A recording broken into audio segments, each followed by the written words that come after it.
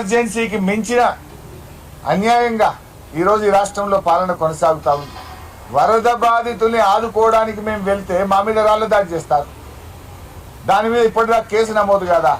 దాని మీద ఇప్పటిదాకా వీడియోల్లో లైవ్ టెలికాస్ట్లో దుండుగలు కనబడతా ఉంటే ఆ గుండాల్ని అరెస్ట్ చేయడం నీకు చేత కాదా? అంటే దట్ మీన్స్ దీని వెనుక ప్రేరణ నీది, ప్రోత్సాహం నీది, కుట్రదారుడివి నువ్వు. నీ యొక్క ఆలోచనకు అనుగుణంగానే ఇవన్నీ కూడా జరుగుతూ ఉన్నాయి అనేది ఇవాళ రాష్ట్ర ప్రజలకు చాలా స్పష్టంగా కూడా తెలుస్తూ ఉంది. నేను ఒకటే కోరుతా ఉన్నా, డీజీపీ గారిని కూడా నేను చెప్పేది ఏంటంటే, ఇది చాలా అత్యున్నతమైనటువంటి పోస్ట్. డీజీపీ పోస్ట్ అనేటువంటిది చాలా పెద్ద పదవి. మీరు బాధ్యతాయుతంగా వ్యవహరించాల్సినటువంటి అవసరం ఉంటుంది. రేవంత్ రెడ్డి గురించి మీకు తెలియంది కాదు. గతంలో ఇదే రేవంత్ రెడ్డి గారిని హౌస్ అరెస్ట్ చేయడానికి వెళ్ళిన పోలీసులను బండబూతులు తిట్టిండు. వీడియోలు ఇవాళ సోషల్ మీడియాలో వస్తున్నాయి. నా నోటితో మాట్లాడి నా నోరు ఖరాబ్ చేసుకొని, కానీ ఆయన ఎంత చిల్లర మాట్లాడిండు. ఎవడ్రా అని పోలీసులను పట్టుకొని బయటకు వచ్చి పోలీసులను నానా బూతులు తిట్టిండు రేవంత్ రెడ్డి. కానీ మేమేమో సహకరిస్తూ ఉన్నాం. ఇదే పోలీసులను పట్టుకొని బిహారీ పోలీసులని మాట్లాడిండు. అంటే ఆయన నోటికి వచ్చినట్టుగా మాట్లాడడం ఆ రోజు మనందరం కూడా చూసాం. అందువల్ల నేను డీజీపీ గారిని, పోలీస్ అధికారులను కూడా కోరేది ఒకటే, గుడ్డిగా రేవంత్ రెడ్డి మాటల్ని ఫాలో కాకండి, విచక్షణతో వ్యవహరించండి అని, చట్టాన్ని గౌరవించండి, చట్టాన్ని అమలు చేయండి. తప్పులు చేయమని చెప్తే అది ప్రభుత్వ పెద్దలైనా ఎవరైనా మీరు చేయకుండా నిష్పక్షపాతంగా న్యాయబద్ధంగా వ్యవహరించాలని డీజీపీని, పోలీసు ఉన్నతాధికారులను కూడా నేను కోరుతా ఉన్నా. ఇవాళ రాహుల్ గాంధీ గారు ఆయన ఏదో అమెరికాలో తిరుగుతూ ఉన్నట్టున్నాడు. అమెరికాలో పోయి లెక్చర్లు ఇస్తుండు రాహుల్ గాంధీ గారు.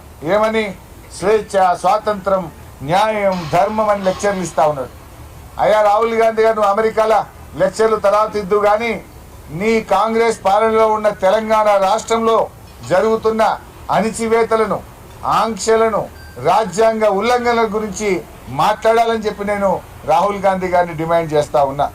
ఎందుకంటే ఈరోజు ఎమ్మెల్యేల పార్టీ ఫిరాయింపు కానీ, ఆ పార్టీ ఫిరాయింపు మీద హైకోర్టు ఇచ్చిన తీర్పు కానీ, పిఏసీ చైర్మన్ నియామకం కానీ, ఇవన్నీ కూడా రాజ్యాంగ ఉల్లంఘనలు. ఈ రాజ్యాంగ ఉల్లంఘనల నుంచి దృష్టి మరల్చడం కోసం రేవంత్ రెడ్డి గారు దీన్ని ఒక లా అండ్ ఆర్డర్ సమస్యగా, ఇదేదో కౌశిక్ రెడ్డి, గాంధీల మధ్య, వ్యక్తుల మధ్య కొట్లాటగా దీన్ని చిత్రీకరించడానికి ఆయన కుట్రబంతా ఉన్నాడు. ఇవాళ ఏమైంది? ప్రభుత్వం, ముఖ్యంగా రేవంత్ రెడ్డి గారు నగ్నంగా బయటపడ్డాడు. పార్టీ ఫిరాయింపుల మీద హైకోర్టు మొటికాయలు వేసింది. మీరు చేస్తారా, మళ్ళీ సూమోటో కేసు టేకప్ చేయమంటారా అని హైకోర్టు డైరెక్ట్గా అడిగింది. దాని నుంచి దృష్టి మరల్చడానికి కౌశిక్ రెడ్డి గారి మీద అటాక్ చేయించి, ఇది రాజ్యాంగ ఉల్లంఘన కాదు, ఇదేదో లా అండ్ ఆర్డర్ సమస్యగా తీర్చిదిద్దే విధంగా రేవంత్ రెడ్డి గారు కుట్ర చేస్తూ ఉన్నారు. అంటే బేసిక్గా కూడా రేవంత్ రెడ్డి గారిది ఏంటంటే అన్నీ కూడా డైవర్షన్ టాక్టిక్స్. ఆయన ఎప్పుడు కూడా ఒక సమస్య నుంచి తప్పించుకోవడానికి ఒక కొత్త సమస్యను సృష్టించే ప్రయత్నం, ప్రజల దృష్టి మరల్చే ప్రయత్నం, ఇవన్నీ కూడా రేవంత్ రెడ్డి గారు మొదటి నుంచి కూడా చేస్తూ ఉంటారు. ఇవాళ 6 గ్యారంటీల అమలు గురించి మేము మాట్లాడుతూ ఉంటే, దాని గురించి ఎప్పుడైనా మేము గ్యారంటీల గురించి పోరాటం చేస్తే దాన్ని మర్పించడానికి ఒక డ్రామా చేస్తుంటాడు. రుణమాఫీ గురించి బీఆర్ఎస్ పార్టీ పోరాడితే హైడ్రా అనే ఒక డ్రామాను ముంగట పెట్టిండు. ఖమ్మం వెళ్లి వరద బాధితులకు సాయం చేయడంలో కాంగ్రెస్ ప్రభుత్వ ఫెయిల్యూర్ను మేము ఎండగట్టే ప్రయత్నం చేస్తే అక్కడ రాళ్ల దాడితో ఓ డ్రామాను క్రియేట్ చేసే ప్రయత్నం చేసిండు. హైకోర్టు ఎమ్మెల్యేల డిస్క్వాలిఫికేషన్ మీద మొట్టికాయలు వేస్తే పిఏసీ చైర్మన్ను అపాయింట్ చేసి డైవర్షన్ డ్రామాను తెరలేపిండు. రైతు బంధు ఎందుకు ఇస్తలేవు, ఇంకెప్పుడు ఇస్తావు రైతు భరోసా అంటే కాళేశ్వరం లీక్ అయిందని దానికి ఒక డ్రామాలు పెడతా ఉంటాడు. అయ్యా రేవంత్ రెడ్డి గారు, నువ్వు ఎన్ని డ్రామాలు ఆడినా తెలంగాణ ప్రజలు తప్పకుండా సమయం వచ్చినప్పుడు నీ ప్రభుత్వానికి సమాధి కడతారు. డ్రామాలు కట్టిపెట్టు, ప్రజలకు ఇచ్చిన హామీలు అమలు చేయమని చెప్పి ఈరోజు మేము డిమాండ్ చేస్తూ ఉన్నాం. నువ్వు అనుకోవచ్చు ఏదో రాళ్ళు విసురుతున్నాం, మీరు భయపడతారు అనుకున్నాం. మాకేమీ పోరాటాలు కొత్త కాదు, ఉద్యమాలు కొత్త కాదు, అరెస్టులు అంతకంటే కొత్త కాదు. 14 ఏళ్ళు కొట్లాడిన వాళ్ళం, జైలుకు పోయిన వాళ్ళం, లాఠీ దెబ్బలు తిన్న వాళ్ళం, పదవులను త్యాగం చేసి తెలంగాణ సాధించిన వాళ్ళం. అందుకే ఇవాళ తెలంగాణ గురించి చాలా బాధ్యతగా మేము ఆలోచిస్తూ ఉన్నాం.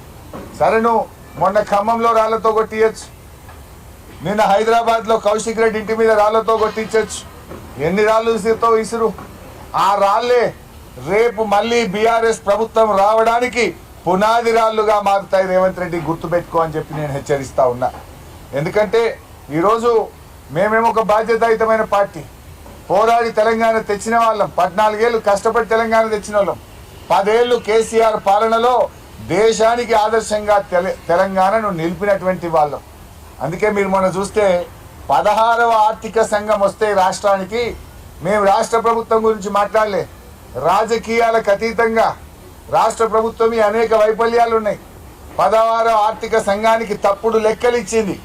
కానీ రాష్ట్ర ప్రయోజనాల కోసం ఆర్థిక సంఘం ముందు రాష్ట్రం పరువు తీయొద్దని చెప్పి మేము చాలా బాధ్యతాయుతంగా ప్రభుత్వం కంటే బలమైనటువంటి వాదనను 16వ ఆర్థిక సంఘం ముందు వినిపించాం. కేంద్రం తెలంగాణకు ఎట్లా అన్యాయం చేస్తుందో చెప్పాం. నీటిపారుదల ప్రాజెక్టులకు 40,000 కోట్లు కేటాయించాలని అడిగాం. మిషన్ భగీరథకు 20,000 కోట్లు కావాలని అడిగాం. సూపర్ స్పెషాలిటీ ఆసుపత్రులకు 10,000 కోట్లు కావాలని అడిగాం. పాలమూరు రంగారెడ్డిని జాతీయ ప్రాజెక్టు చేయమని అడిగాం. అనేక విషయాలు ఆర్థిక సంఘానికి చెప్పాం.